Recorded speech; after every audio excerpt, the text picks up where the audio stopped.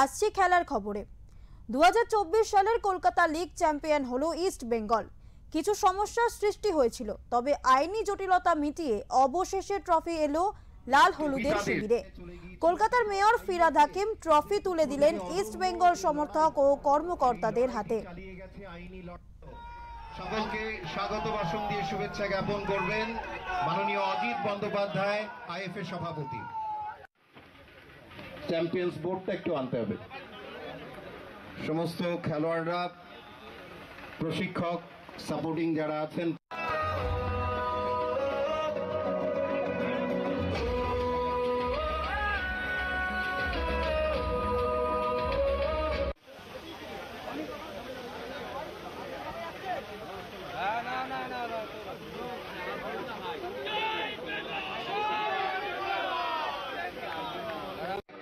চল্লিশ বারের Kolkata league champion মহামান্য আদালত যে স্থগিতাদেশ চলে গিয়েছিল, কিন্তু আইএফএ